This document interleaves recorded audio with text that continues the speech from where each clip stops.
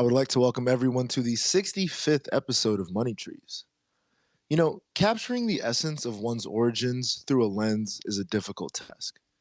To accomplish this is quite the impressive feat. Understanding where a creative, or anyone for that matter, comes from is key to understanding where they're going. For many of us, these origins are obfuscated, and we must put forth a tremendous amount of effort to discover these roots. Today's guest has created a masterful depiction of his journey home and is utilizing NFTs to further share that experience. A poet, an archivist, a photographer, and an all around extremely dope human being. Ibraheem Leone is here today. How are you feeling today, G? I am feeling well, feeling blessed. Happy to be here. Thank you for such an amazing introduction and for having me here on the show. Twitter tried to rug me. I appreciate you pulling up, man. You know, it was ill because I had seen your name a couple of times in the space, and then I saw that Thomas was doing something with you out in LA, and I was like, oh, he knows my guy. Now, hold on. Let me really go check and see what's up. And I went through and a truly incredible story. And, you know, before we crazy dive into it, how did you get started in Web3? Because it's clear that your, I'll say your attention to detail, your desire to share an original story, your desire to be introspective and look and learn and express that through your art has been there long before this space came about. But before we talk about that, yeah, I would just want to know what about Web3 like attracted you to it in the first place? Sure. So, yeah, as far as Web3, it's really interesting because it ended, I think the ending of 2020, I was making some resolutions, and this was all around the Clubhouse era. So it all kind of aligned. But I knew that I wanted to share my creative work more and I wanted to get more deeply into filmmaking. I knew that I wanted to start investing more. And I also knew that I wanted to actually begin monetizing the things that I'd been doing creatively for years. And so I actually also very specifically, I remember I wrote this down. I was like, I want to get into digital real estate. And at the time, I was mostly thinking about domains, but it's really interesting because pretty much all of these different things that I had uh, set the intentions to dive deeper into really aligned in Web3.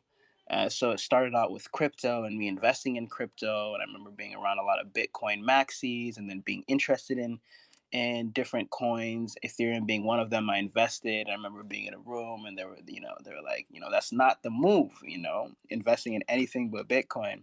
And then a homegirl of mine who lives here in the same city with me, Leona, I remember seeing her post about NFTs and Ethereum, and I was like, "Wait, this looks interesting." And so I checked it out. And fast forward, uh, I'm super happy to have made the decision to step into this space because all of those goals that I had really aligned with Web3. I actually love. I just saw the tweet you had quoted with the space, and part of your mission is bringing culture to the blockchain. And I love the focus on your home and your actual culture. And now you've written an incredible article that outlines what homecoming is and what it's about. And you've also spoken on Twitter and in other podcasts. You know, Money Trees isn't a podcast, but I digress. We're a talk show here. We haven't got the visual element yet. Again, tangent aside. I was really drawn in to the homecoming piece. And working with artists out of South Africa, one of our biggest missions was always to put their culture and something that may not be seen by the larger world under a microscope for people to see just how dope it actually is. That you don't necessarily have to assimilate when you are from somewhere into this larger, you know, America's this melting pot where sometimes your origins and who you are can get lost and jumbled. But there's ways to show that those beginnings in a way that's unique and really immersive. And I think that you captured that with Homecoming. And now you're bringing culture to the blockchain, but Homecoming was a project that started prior to your involvement in the space. So, can you talk a little bit about where the birth of the Homecoming concept came from? Absolutely, absolutely. So, really, it's just my journey of self discovery. Homecoming was me in 2017 finally gathering up enough money and also interest because I grew up, not really super passionate about going to this place where I'm originally from and I had never been. It just wasn't high on the priority list. But as I started getting to know myself, I wanted to know more about where I'm from, and just feeling that distance, because I wasn't around a lot of my culture growing up. And so 2017, I went to Sierra Leone, West Africa, my country of origin, for the first time. And it was a super beautiful and grounding experience. I cannot overstate how important it was for me and my trajectory, not just as an artist, but as a human being in general, to understand my roots and where I come from and the steps that my parents had taken to get me to where I am today. And so, whilst I was there, being someone who's a documentarian at heart, I spent a lot of time in my life traveling. And so, I'm always taking photos, video, and I was doing that there too. And I didn't know what it was for. I don't always have that intention when I'm shooting. I just know that something is important and worth preserving. And so that was the feeling that was just, throughout the whole trip. I was feeling there was very seemingly mundane things that I would whip out the camera for. But to me, they weren't mundane because they were significant, especially because it was my first time. It was my first time experiencing these things. And so I documented that journey. Thus, you get the images from the Homecoming collection, and it's all connected because I made the decision end of 2021 that I wanted to go back to Sierra Leone for the second time, and it had been 5 years, and so I released those initial photos from 2017 as a collection on OpenSea, with the express intent of funding a trip back to Sierra Leone, where I wanted to not only work on connecting with my culture on a personal level, but finding stories that I believe were worth telling, worth sharing, and worth preserving, and putting them on the blockchain. You were able to actually fund that second trip from the documentation of the first trip. Am I understanding that correctly? See, I was. I didn't sell out immediately, but the funds were able enough to get me a ticket. And interestingly enough, even the way that it played out, the funds that I got continually from sales allowed me to continue to extend my trip. And actually, as the depth and the scope of the project increased, every sale was really important to me being able to do what I was able to do. Now, I know it may be difficult to compare, but between your first and your second journey, which moment was more impactful to you? That's a super interesting question because, as you said, it's hard to compare. But really, this is what it is. I feel like they are layers, right? The first time that I came back, I learned about myself and my culture, but I was limited. I was there for 3 weeks.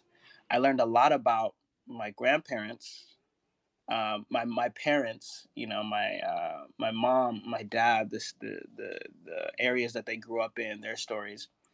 This second time that I went back, I was there for 3 months, and I was able to go a layer deeper, or even say I could say that I went a little bit further up the bloodline because I was able to learn a little bit more about my great grandfather and his great grandfather. Like, learn about literally the ancestors and some of the moves that they did geographically that ended up placing tribes in certain places that led to certain developments in the culture and in the family and the tradition. And then beyond that, also work on this project that actually exceeded the scope of my family and really went into just the culture at large and the different tribes that exist in Sierra Leone, of which there are 16 different ethnic groups. So it was really a journey. The second one was a lot more deep. Um, and the scope wider. But I think they both had their own role to play in terms of just ingraining me into the culture. I think just there was layers to it. I didn't realize actually when we had first connected until I started diving in more ahead of this episode that the first time I'd ever seen your content was a video that you had posted from the well outside of your grandmother's kitchen. And I remember seeing it just the first time it hit my timeline, and I was just like, damn. It made me pause for a second because one, I was watching and just reminded of the differences in life and some of the things that we take for granted, and also some of the ways that I want to word this correctly, where my mind went. It made me hyper aware of the lack of a say connection that I've had where you said you were able to go up the bloodline. And I know for me, I'm like, yo, I can only go maybe 3 generations back. And at that point, it becomes pretty difficult to trace and find out. And being able to connect with your roots in such a way that you can actually share this moment.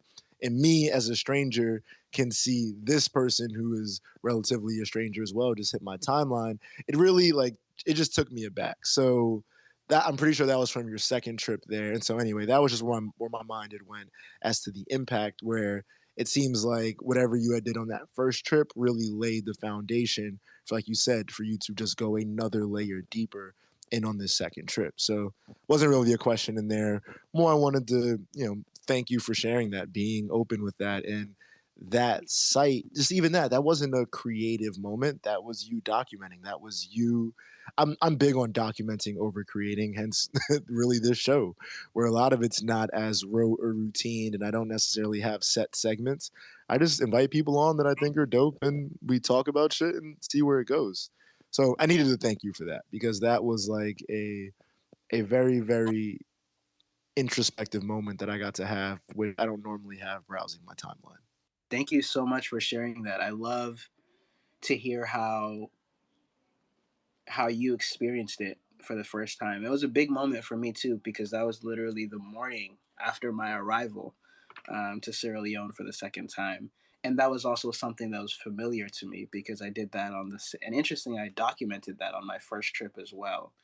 Drawing water out of the well, and it's really the documenting. And I want to speak to this too. The documenting versus the creating. For me, actually, really, all my creativity is more of documenting than it is creating. I don't typically even refer to myself as a creator. I reserve that title for the one. And then the way that I view creativity and the arts is really just a peeling back of the curtain on what's already there. And I think culture is just one of the best ways. Art and culture is one of the best ways that you can do that because I also believe that we were created different people and tribes so that we may get to know one another. And so when I can just share an experience that can alter someone's perspective or widen someone's perspective, to me that's a big deal. And I think that every single one of us is uniquely positioned to be able to share a perspective, have a certain set of reference experiences, of talents, of community networks that enables them to share a very unique perspective. And so I'm excited to continue to share mine, and continue to experience others in the space, especially in Web3. As a multi hyphenate, thinking about documenting from a written versus a verbal versus a visual perspective or medium, which one do you find you are most at home with? I think the easiest for me is a camera, right? Like the easiest discipline for me is a camera because my job there is just to capture what is already there, right? And then share that. And there are things that go into that, which is lighting, arrangement, composition, etc. But then when it comes to writing, I feel that I love writing, and I love poetry, but it's a lot more of a task for me because I want to find the right words to be able to give you what I see, right, or what I feel. So that can be a little bit more challenging, but I think that makes it that much more powerful too when you're able to use words to convey something, and that thing that you want to convey is conveyed and understood and felt properly.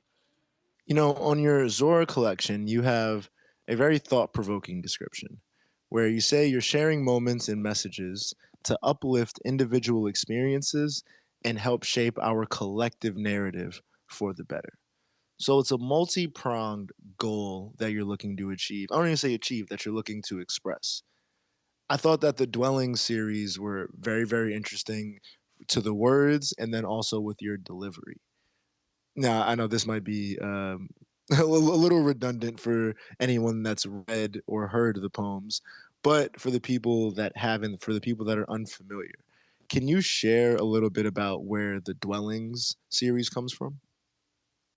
Absolutely. So the series Dwelling is an ongoing poem. So it's one poem, and I'm still writing it. I have other shoots that I've already shot for that poem.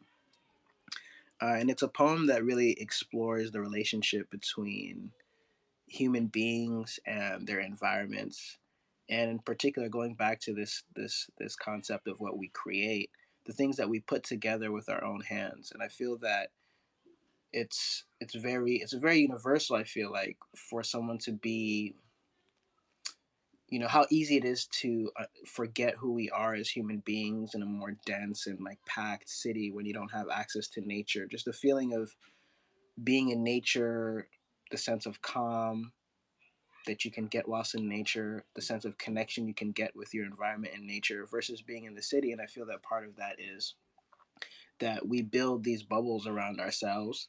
And so this poem is really just examining our relationship with the dwellings that we make and the different types of dwellings that we make, and how perhaps sometimes the dwellings that we make um, become part of our identity, make us larger than life. And I still think nature is very interesting because nature will reduce those buildings to nothing, in the span of minutes or hours through natural disaster. And so I'm just a nature enthusiast, and really curious to know what a balanced relationship looks like with nature when it comes to the things that we fashion with our own hands. And then to the point about just the bio. I think that comes to me from like the importance of these experiences and sharing these individual experiences. I think that comes from my experience as an organizer and how I've seen stories change people's perspective.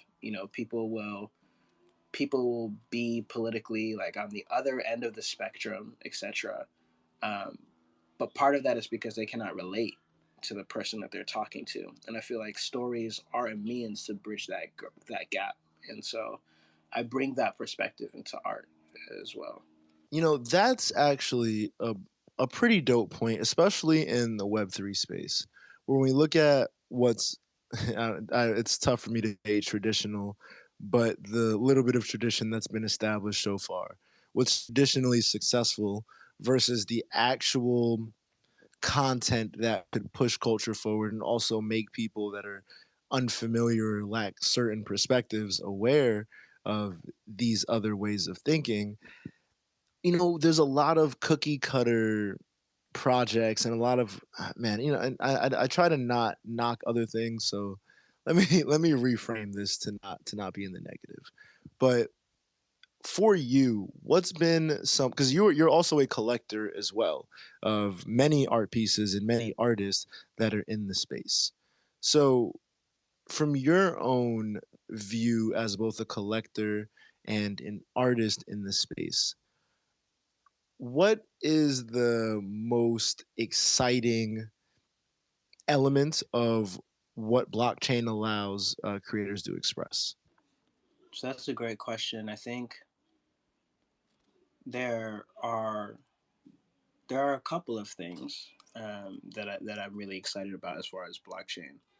I feel like one of those things is a marrying of disciplines, or a marrying of interests and creative talents. I love seeing people using blockchain technology to test the boundaries of what's possible when it comes to their creativity.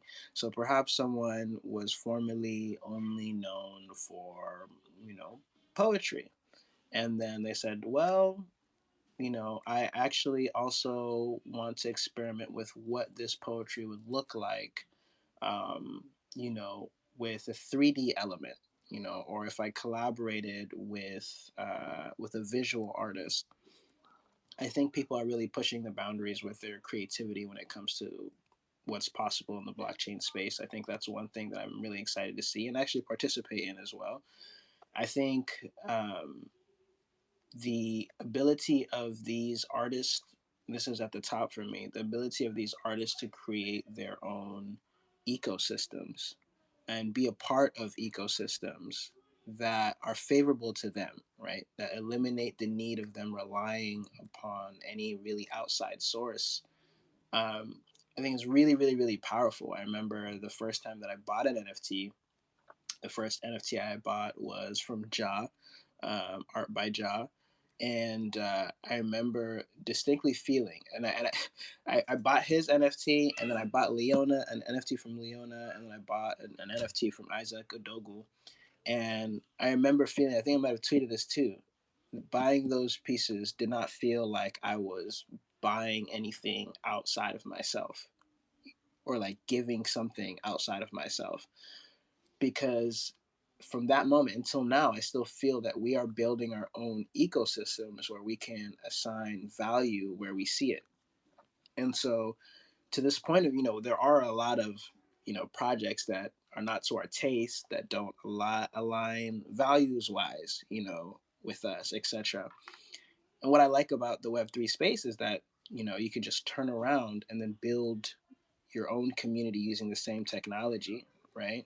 And so to me, that's probably the thing that I'm the most excited about, is that artists have this ability, this capacity to like build their own community, they have their own community assign value, and not even assign value, but recognize the value of the artist and then support the artist based on that value.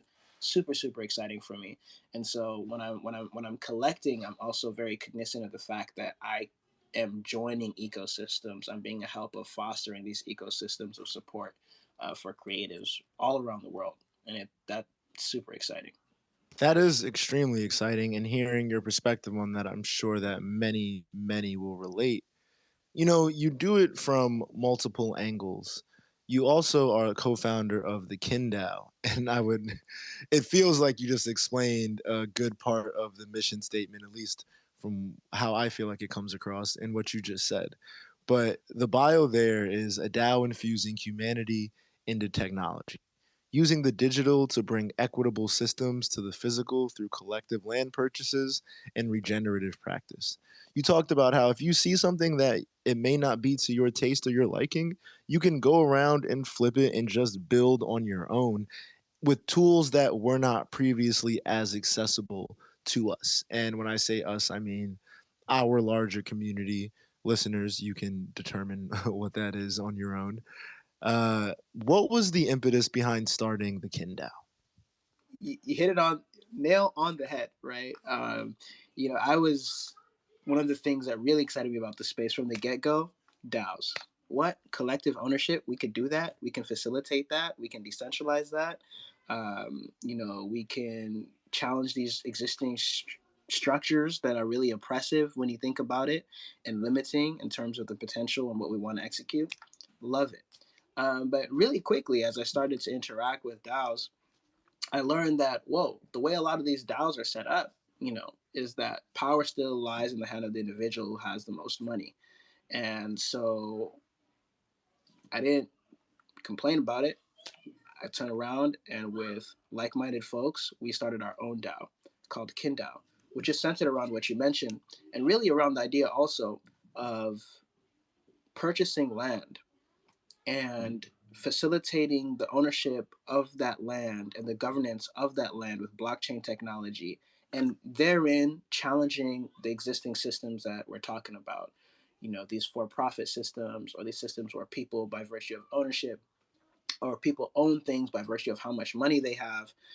We're looking to, when we purchase this land, have ownership of the land be by those who contribute to the land, and it doesn't have to be money. So the folks who are going to help purchase the land through the sale of NFTs, that's another component of it, is that we're going to sell NFTs to purchase the land, will not have ownership of the land by virtue of them purchasing these NFTs. The actual ownership of the land will go to people who work the land, contribute to the land, and it's called the for product model, which is a model worked compiled, I'll say, by one of our members that lends from a lot of different indigenous practices, Islamic finance, a lot of different areas to again challenge this notion of the for-profit model. We don't necessarily need that to survive, and we want to illustrate that with this project.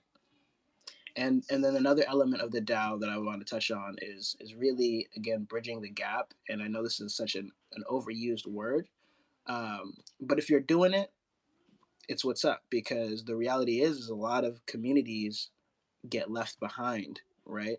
And so I actually have some of my DAO co-founders are currently in Tulum, Mexico, onboarding over there for crypto Tulum. They recently were in a reservation elsewhere where they're working to onboard indigenous tribes into the crypto space and helping others make their own DAOs. So that's just another element of what we focus upon, just the education and making sure the traditional communities that might not have access to the technology or be thought about um, are at the forefront of what we're working to do here. And now, if somebody just heard you break down this incredible mission and wanted to become a part of this DAO, what would their next steps be? The next steps would be to join the Discord. I think that's the first step, and just participate in the Discord. I think membership is still open, education opportunities are still open. So plug in and hit me up if you have any questions. Tap in if y'all are hearing this. Yo, again, man, it's crazy because I told you I love the organic exposure that I received to you, to your world, in the form of that video that you shared after I had seen the connection with just one of actually a Money Trees alum, and it's one of my favorite people out of the city. I had to dive in, and your work, it's moving. I love the poems. I love again the perspective, even the fact that you said it, where it's like to have or to not have any ego associated with the art because it is art that you are creating, that you are documenting. More accurately said, it's just a it really brings me joy. It's starting my week off right because I always feel like I'm able to take so much from these conversations, and I hope that I can give back to the guest in a way by them being thoughtful in their reflections on themselves, and at least even having these Money Trees episodes to go on and share and hopefully introduce new people to their art, to their world, to their DAOs, and just further their cause. You know, you've come on, you've planted this seed today here on the show, and I'm not hoping, I know that it will grow because I have learned from our conversation today. So, Ibrahim, I want to thank you for that.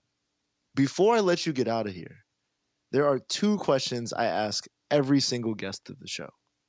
Now, the first question is going to be, what is your seed phrase? And I know, seed phrase, account recovery key, yada, yada, yada. It's episode 65. Some days I'll do the spiel, some days I won't. I don't believe in seed phrase being an account recovery key. I'm going to leave it at that. However, on the show, like I just alluded to, we've planted a seed. So your seed phrase on Money Trees is repurposed to be a saying, a quote, a slogan, a lyric, a motto, anything that you live by. Something that embodies your approach to your world, to your art, to your craft. Ibraheem Leone, what is your seed phrase? Learn a language, build a bridge. Ooh, yo, man, it's crazy because as you started to say it, I'm like, oh, triple entendre. Don't even ask me how. Also, saw that you were out in Brooklyn. Are you going to be at NFT NYC? I know this is tangent, but No, I'm in there like skincare. This project that I was working on in Sierra Leone, I actually want to exhibit it in NFT NYC. Haven't secured that yet, but we about to start applying. So I'm coming regardless because I know it's gonna happen. So I'll be there. We should definitely link. And usually when I'm in New York, I'm in Brooklyn. So you know what I'm saying. I'm excited to connect with you. There's that energy. Brooklyn is the best borough. Yeah, I'm biased, but I mean, let's be real. What is Staten Island? Queens, shout out to Queens. Shout out to the Bronx. But Manhattan, Manhattan's alright. Shit is pricey. It's like, who wants to spend $9 on a bacon, egg, and cheese? It's nasty, nasty behavior over there in Manhattan. Shout out to Harlem. I'm digressing. Yes, Brooklyn, NFT NYC. I swear it feels like everybody that I've come across in the Web3 space is going to be there that week. I don't see, and this is the crazy thing too, is I don't know anyone that's actually going to the actual conference. Let's tap in after this. I know a couple of people that are doing some galleries that should still have space and still are booking. And if it aligns with, you and their visions, could be a good look. I would love to see that work on display. Again, Money Tree is all about planting some seeds, growing ideas, listening back on these episodes, seeing what has come of these visions.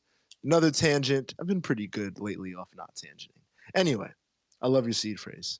My second question is going to be, we have the one of one Money Trees number 65 note, which I think is super tough. I love that you and D Nice both use the cameras on there. Y'all are testing Fernando's skills a little bit, making him have to get nice with the details. He pings me on that. I'm here for it though. What are we going to list this one of one NFT as? When you say what are we gonna list it as? You mean pricing or Yes, yes, pricing. what's the floor on these? I'm just curious. I think the floor is free. I don't think. Well, I don't think any of the. I think all the free ones have been claimed, but people have listed them for free and just allowed it. Fen had a really good one that I haven't. Well, excuse me. I haven't listed his on Zora yet, but he had a really good idea where it's like, yo, it's super cheap, but you get utility only if you send it to somebody else 30 days after you buy it. So I'm starting to see guests get a little bit more creative with their framing of it. But yeah, the floor can be nothing. You can give it away. We can donate it to a cause that you believe in. We can do anything you want with it. It's your note. You decide what happens to it. I Let's list it. I'm being intellectually lazy here. I'm gonna say let's list it at 0.65. I love it. That's not. I don't think it's intellectually lazy. Crypto mofo's. It's like should be selling just because it's angel numbers. You're like, oh, Yeah, it's 333. You gotta buy it. And I'm like, hey, whatever works for you. Point right. six five. There it is. Yeah. Yo, my G. Thank you for kicking off this week with us. This has been a great episode. Really appreciate you sharing your time, your wisdom, your vision, your perspective, all of those site-based synonyms. But no, Absolutely. for real, this has been And dope. and if I could just say, I wanted to give you your flowers too because looking at your roster, I think it is incredible that you have had that many guests. And when you're looking at the guests, you're like, whoa, these are some heavy hitters. And one of the things that I think people neglect when it comes to the blockchain, people oftentimes are like, yo, I want to be the first person to do this on the blockchain, aka history. And that does have a huge amount of value. I think also being a part of the actual history of the evolution of the technology is super important too. So when you are not only into, you have these interviews with people who are in the Web3 space, who are all in their own right making their mark, right? Weaving their own journey into this fabric, into this tapestry of this technology as it develops. You're also minting, you're also minting a piece of that story. So I think that's incredible and super impressed and super excited to see just literally just a couple years down the line what it means to have been on this talk show for real, for real. Yo, that is truly appreciated, G. You understand the vision. To me, it's like I get to be, and I love that you said it, the fabric, the thread in that tapestry that's being built, where I don't know if you've heard on the show. I've used this example quite a few times, but the idea of the Chinese bamboo tree that you have to water for 5 years, and then after 5 years, it grows 90 feet in 5 weeks. And I look at all of these people that have come on the show so far, up to and now including yourself. And it's like I get to become a thread in that tapestry. And this story that we've told on here and shared becomes a piece of your larger story. And I have this garden of notes, this garden of people who have come on money trees, and I am all the better for it. And I hope that the guests are able to take something from it as well. And it will be that piece in history that's forever cemented on the blockchain in the form of these notes that when you look back at it, I want people to feel like that, like, oh shit, yo, he had Ibrahim in May of 2022? Nah, how do you know? How do you know he was gonna go on and do X, Y, and Z? Like that is the that's the type of energy. And like you said it, yeah, this is a few years from now. I'm here every day watering these trees and coming up with new ideas. Man, there's some I don't it's weird, right? It's this balance between speaking things into existence and talking, like I guess to say like talking about things before they happen, counting your chickens before they hatch. But there's a lot of ideas that I'm working on, really just securing funding for in regards to supporting everyone that's come on Money Trees and growing the show and the brand. I'm very excited to connect with you in NFT NYC, which we definitely will. Like I guarantee, I know Lit NFT is going to have their appearance. Thomas will be out there, so at least we'll have the mutual. Some way, somehow, it'll happen. But I'm just again extremely grateful for you coming on this show, and I will prove to everyone that the faith that people are showing me by even appearing on here and giving me your time will not be misplaced or misguided. And I'm going to take care of this garden. So I appreciate you being number 65, man. I truly, truly do. Likewise, likewise. Keep watering it, my friend. There it is. Peace, peace, peace. I will catch y'all on the flip side. Peace.